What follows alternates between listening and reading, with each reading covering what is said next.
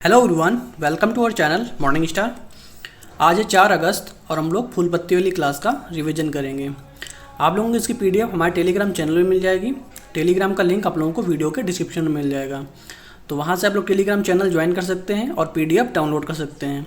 तो देरी ना करते हुए शुरू करते हैं। हम लोगों का पहला क्वेश्चन है, वर्ष 2023 की फॉर्च्यून ग्लोबल 500 की सूची में शीर्ष स्थान किसे प्राप्त हुआ है। तो वर्ष 2023 में फॉर्च्यून ग्लोबल की जो 500 कंपनियों की सूची जारी हुई है, उसमें शीर्ष स्थान किसे प्राप्त हुआ है। तो वॉलमार्ट को शीर्ष स्थान प्राप्त हुआ है। तो वॉलमार्ट कहाँ की कंपनी है, तो ये अमेरिका की कंपनी है और ये लगातार 10 वर्ष से जो है प्रथम स्थान प्राप्त कर रही है। ठीक है, और राजस्व के आधार पर जो है ये पहली कंपनी है। दूसरी कंपनी कौन है, तो दूसरी कंपनी है सऊदी अरमेका जो है दूसरी कंपनी है। भारत में कौन सी कंपनी आती है पहले नंबर पे, तो रिलायंस कंपनी आती है भारत में पहले नंबर पे। ठीक है, और उसका स्थान कौन सा है, तो ये टॉप 100 में आती है और इसका स्थान है 88वां। ठीक है, तो इसका स्थान कौन सा नंबर पर आता है, 88 नंबर पर आता है रिलायंस इंडस्ट्री का। और भारत की 8 कंपनियाँ जो है टॉप 500 में हैं, तो याद रखेंगे। तो भारत की पहली कंपनी कौन है, जो रिलायंस कंपनी है 88वें नंबर पे आती है। ठीक है, तो याद रखेंगे। तो पहली कंपनी हो गई वॉलमार्ट और दूसरे नंबर पे सऊदी अरमेका, और भारत की पहली कंपनी रिलायंस कंपनी है और ये 88वें नंबर पे आती है। आगे देखते हैं, कुछ लल्लन टॉप बातें देखते हैं। नवीनतम महारत्न कंपनी कौन सी है, तो यह है REC कंपनी है और ये 12वीं कंपनी है। ठीक है, तो नवीनतम महारत्न कंपनी कौन सी है, तो REC है और ये 12वें नंबर की कंपनी है। ट्विटर के नए CEO को किसे नियुक्त किया गया है, तो लिंडा याकारिनो को ट्विटर के नए CEO के रूप में नियुक्त किया गया है। भारत का पहला हाइड्रोजन आंतरिक दहन इंजन कौन सा है, तो भारत का पहला हाइड्रोजन आंतरिक दहन इंजन है H2ICE संचालित ट्रक। ठीक है, कौन सा है, H2ICE संचालित ट्रक है, जो किसका है, तो रिलायंस का ये ट्रक है। रिलायंस इंडस्ट्रीज द्वारा लॉन्च गुड ब्रांड कौन सा है, तो ये गुड्स ब्रांड्स कौन सा है, ये इंडिपेंडेंस जो है इसका गुड्स ब्रांड है रिलायंस इंडस्ट्री का, तो याद रखेंगे। नेक्स्ट क्वेश्चन है हम लोगों का, हाल ही में दुनिया की सबसे बड़ी 16 मेगावाट क्षमता वाली विशाल पवन टरबाइन कहाँ स्थापित की गई है। तो 16 मेगावाट क्षमता वाली विशाल पवन टरबाइन कहाँ स्थापित की गई है, तो ये चाइना में स्थापित की गई है और इसका नाम क्या है, इसका नाम है माई SE16 260। ठीक है, इसका नाम क्या है, माई SE16 और 260 इसका नाम है। स्थापित कहाँ पे की गई है, तो ये दक्षिणी चीन सागर में स्थापित किया गया है। ठीक है, तो जो विशाल पवन टरबाइन है कहाँ पे स्थापित की गई है, दक्षिण चीन सागर में स्थापित की गई है। और इसका उद्देश्य क्या होगा, स्वच्छ ऊर्जा और दूसरा क्या होगा, कार्बन उत्सर्जन को कम करना। स्वच्छ ऊर्जा उत्पन्न करना और कार्बन उत्सर्जन को कम करना इसका उद्देश्य होगा। आगे देखते हैं, चीन का शोक किसे कहा जाता है, तो चीन का शोक कहा जाता है हुआंगहो नदी को कहा जाता है और इसे येलो रिवर के नाम से भी जानते हैं। ठीक है, हुआंगहो नदी को येलो रिवर के नाम से जानते हैं। SCO का हेडक्वार्टर कहाँ पे है, तो इसका हेडक्वार्टर है बीजिंग चाइना में। ठीक है, SCO का हेडक्वार्टर कहाँ पे है, बीजिंग चाइना में है। SCO की स्थापना कब होती है, तो 1996 में SCO की स्थापना होती है। 3 जॉर्ज डैम, तो ये किस नदी पे बना हुआ है, तो यांगटेसी नदी पे बना हुआ है। 3 जॉर्ज डैम कहाँ पे बना हुआ है, यांगटेसी नदी पे बना हुआ है। और एशिया की सबसे लंबी नदी कौन सी है, तो ये यांगटेसी कांग जो है एशिया की सबसे लंबी नदी है। चीन की मुद्रा क्या है, तो कौन सी मुद्रा है चीन की, रेमनवी या युआन। ठीक है, रेमनवी या युआन है, तो याद रखेंगे। नेक्स्ट क्वेश्चन देखते हैं हम लोग, हाल ही में CSIR NAL ने झीलों से खरपतवार हटाने के लिए जल दोस्त एयरबोट कहाँ लॉन्च किया है, तो CSIR NAL ने झीलों से खरपतवार हटाने के लिए जल दोस्त एयरबोट कहाँ लॉन्च किया, तो ये बेंगलुरु में लॉन्च किया है। ठीक है, कहाँ पे किया है, बेंगलुरु में किया है। और CSIR का फुल फॉर्म क्या होता है, council of scientific and industrial research. Council of scientific and industrial research इसका फुल फॉर्म होता है। CSIR की स्थापना कब होती है, तो इसकी स्थापना होती है 1942 में। और इसके अध्यक्ष कौन होते हैं, तो इसके अध्यक्ष होते हैं प्रधानमंत्री। CSIR के अध्यक्ष कौन होते हैं, प्रधानमंत्री इसके अध्यक्ष होते हैं। और CSIR का महानिदेशक कौन है, तो नल्लाथम्बी कलाई चलवी इसकी महानिदेशक हैं। नल्लाथम्बा कलाई चलवी महानिदेशक हैं और ये पहली महिला महानिदेशक हैं, तो ये भी याद रखेंगे। जुगलबंदी क्या है? तो ये एक बहुभाषी स्थानीय भाषा का चैटबॉट है। जुगलबंदी क्या है? बहुभाषी स्थानीय भाषा का चैटबॉट है, जिसे किसने लॉन्च किया है? माइक्रोसॉफ्ट ने इसे लॉन्च किया है। अगला क्वेश्चन देखते हैं हम लोगों का, वर्ष 2023 का अर्थ ओवरशूट डे कब मनाया गया है? तो वर्ष 2023 का अर्थ ओवरशूट डे कब मनाया गया है? तो ये मनाया गया है 2 अगस्त को मनाया गया है। और ये शुरू कब से हुआ है? तो 2006 से मनाया जा रहा है, 2 अगस्त 2006 से मनाया जा रहा है। तो ये ओवरशूट क्या होता है? तो ओवरशूट के इसके बारे में देखते हैं। अगर मनुष्य की संसाधनों की मांग प्रकृति द्वारा आपूर्ति की गई क्षमता से अधिक हो जाए तो उसे अर्थ ओवरशूट कहते हैं। ठीक है, अगर मनुष्य की संसाधनों की मांग प्रकृति द्वारा आपूर्ति की गई क्षमता से अधिक हो जाए तो उसे अर्थ ओवरशूट कहते हैं, तो याद रखेंगे। विश्व पर्यावरण दिवस कब मनाया जाता है? तो ये 5 जून को मनाया जाता है। और इस बार होस्ट कंट्री कौन था? तो कोटे डी आइवर जो है इसका होस्ट कंट्री था। जैव विविधता दिवस कब मनाया जाता है? तो 22 मई को जैव विविधता दिवस मनाया जाता है। पृथ्वी दिवस कब मनाया जाता है? 22 अप्रैल को पृथ्वी दिवस मनाया जाता है। और जल दिवस कब मनाया जाता है? तो 22 मार्च को जल दिवस मनाया जाता है। तो 22 मार्च जल दिवस, 22 अप्रैल पृथ्वी दिवस और 22 मई जैव विविधता दिवस। मार्च, अप्रैल, मई तो याद रखेंगे, पृथ्वी, जल, पृथ्वी और जैव विविधता। पहला प्लास्टिक ओवरशूट डे कब मनाया गया? तो ये मनाया गया है 28 जुलाई को और ये पहली बार मनाया गया है। तो पहला प्लास्टिक ओवरशूट डे 28 जुलाई को मनाया गया है और ये पहली बार मनाया गया है। नेक्स्ट क्वेश्चन हम लोगों का, हाल ही में राष्ट्रपति द्रौपदी मुर्मू ने उत्कर्ष एवं उन्मेष उत्सवों का शुभारंभ कहाँ किया है? तो राष्ट्रपति द्रौपदी मुर्मू ने उत्कर्ष एवं उन्मेष उत्सवों का शुभारंभ कहाँ पे किया? तो ये भोपाल में किया है और ये 3 से 5 अगस्त को शुरू किया गया है। ठीक है, कहाँ पे किया गया? भोपाल में। तो उत्कर्ष महोत्सव में क्या होता है? जनजातियों की संस्कृति परंपराओं का संरक्षण एवं उनका विकास करना इस महोत्सव का उद्देश्य है। तो उत्कर्ष महोत्सव का उद्देश्य क्या है? जनजातियों की संस्कृति परंपराओं का संरक्षण एवं उनका विकास करना इसका उद्देश्य है। उन्मेष महोत्सव अंतर्राष्ट्रीय साहित्यिक महोत्सव इसे बोला जाता है। ठीक है, उन्मेष महोत्सव को अंतर्राष्ट्रीय साहित्यिक महोत्सव भी बोला जाता है इसे। निर्विरोध निर्वाचित होने वाले राष्ट्रपति कौन है? तो ये हैं नीलम संजीव रेड्डी। राष्ट्रपति का निर्वाचक मंडल तो आर्टिकल 54 के तहत आता है। राष्ट्रपति का निर्वाचन मंडल आर्टिकल नंबर 54 और इसमें निर्वाचित एमपी और एमएलए जो है भाग लेते हैं। ठीक है, राष्ट्रपति के निर्वाचक मंडल में निर्वाचित एमपी और एमएलए इसमें भाग लेते हैं। राष्ट्रपति पर महाभियोग किस आर्टिकल के तहत लगाया जाता है? तो आर्टिकल 61 के तहत राष्ट्रपति पर महाभियोग लगाया जाता है और उसमें कितने सदस्यों का होना आवश्यक है?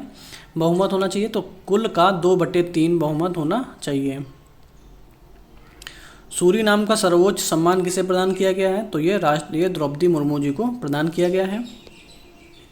नेक्स्ट क्वेश्चन हम लोगों का, हाल ही में देश का पहला रेडियो फ्रीक्वेंसी सीकर ऑफ आकाश का निर्माण किसने किया है?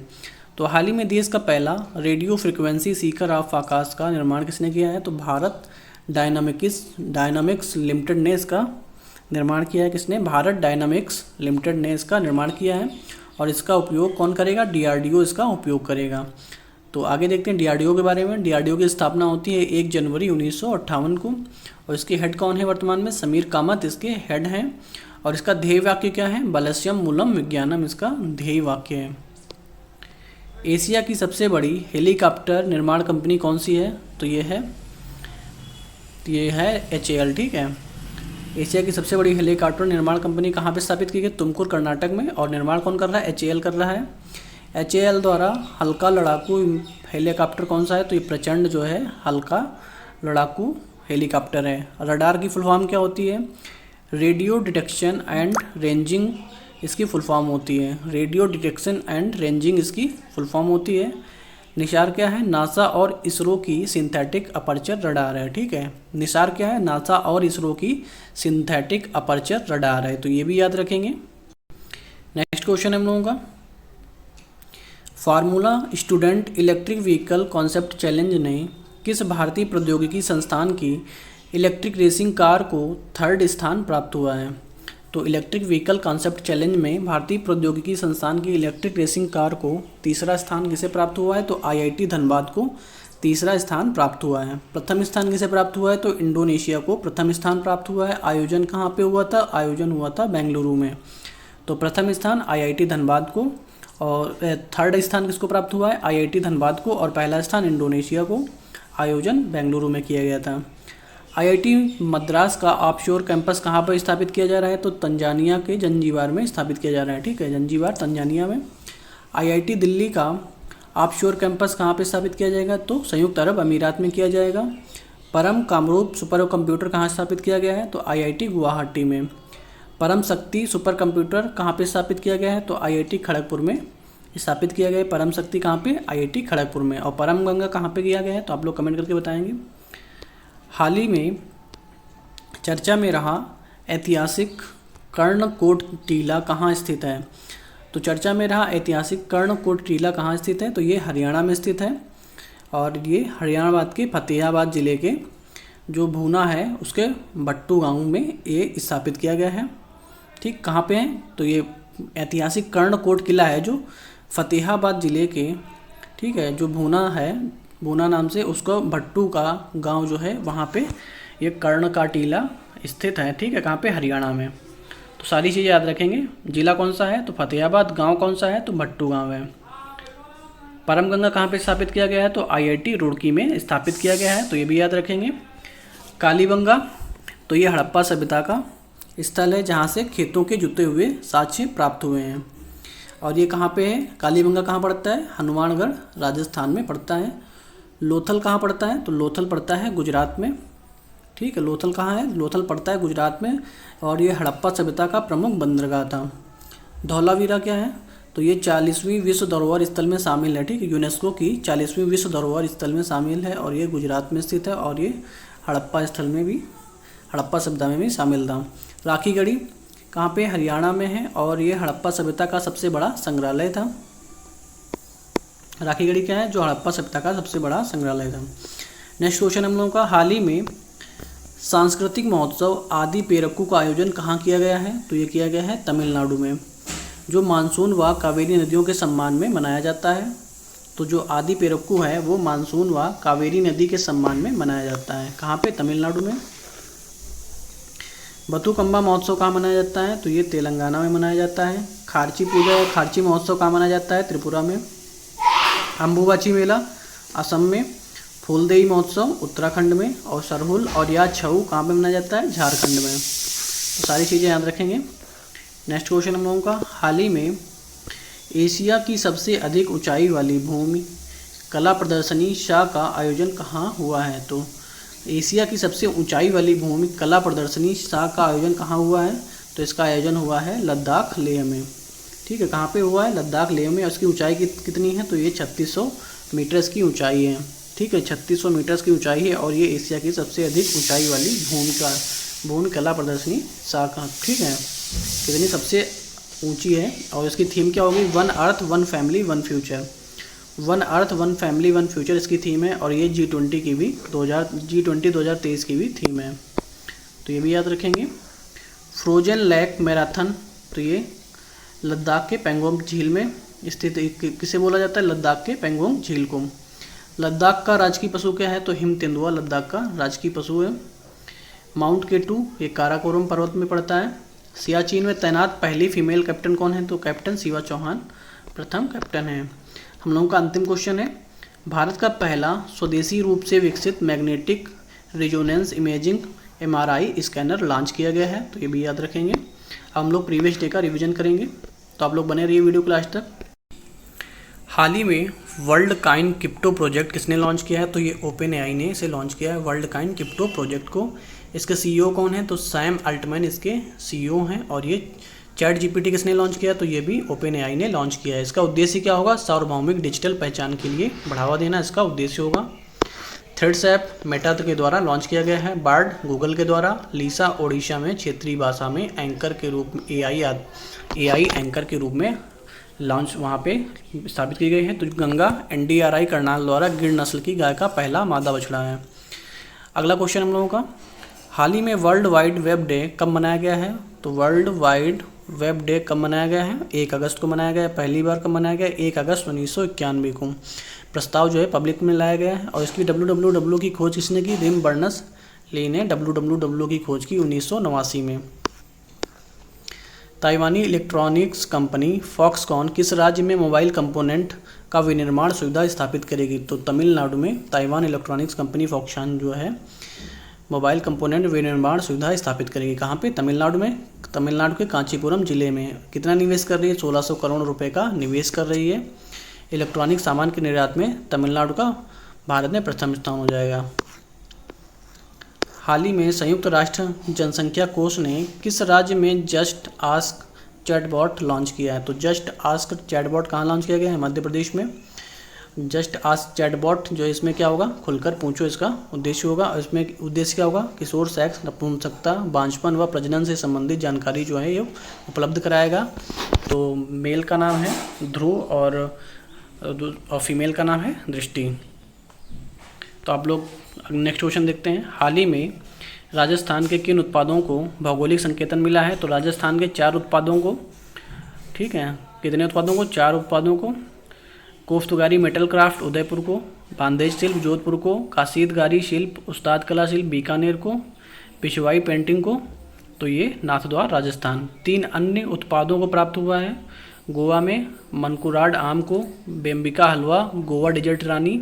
तो गोवा डेजर्ट रानी किसे बोला जाता है? बेम्बिका हलवा को बोला जाता है। उत्तर प्रदेश में एटा जिले के जैसलमेर में धातु शिल्प को प्रदान किया गया है।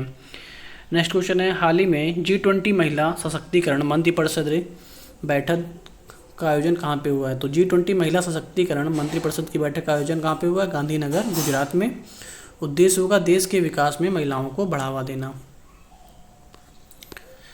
ADR की रिपोर्ट के अनुसार सर्वाधिक अरबपति विधायकों वाले राज्यों की सूची में पहला स्थान किसे प्राप्त हुआ है? तो कर्नाटक राज्य को पहला स्थान प्राप्त हुआ है। दूसरा महाराष्ट्र को, उत्तर प्रदेश का 4था स्थान है और राजस्थान का 10वां स्थान है। विधायकों की औसत संपत्ति कितनी निकली है? तो 13.63 करोड़ जो है औसत संपत्ति निकली है। सबसे अमीर विधायक कौन है? तो DK शिव कुमार कर्नाटक के सबसे अमीर विधायक हैं। सबसे गरीब विधायक कौन है? तो निर्मल कुमार पश्चिम बंगाल के सबसे गरीब विधायक हैं। उनकी इनकम कितनी है? 1700 रुपये इनकी इनकम है।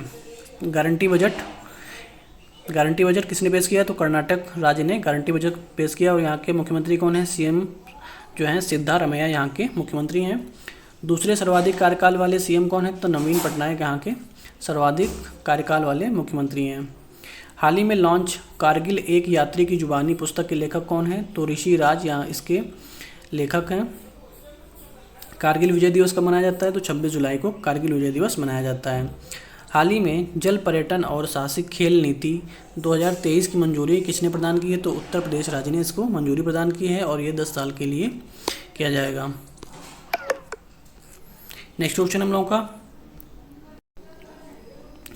हाल ही में हाइग्रो इलेक्ट्रिसिटी का विकास किसने किया है? तो मैसाचुसेट्स विश्वविद्यालय अमेरिका को है जो जिसने हाइग्रो इलेक्ट्रिसिटी का विकास किया है, ठीक है। मैसाचुसेट्स विश्वविद्यालय अमेरिका।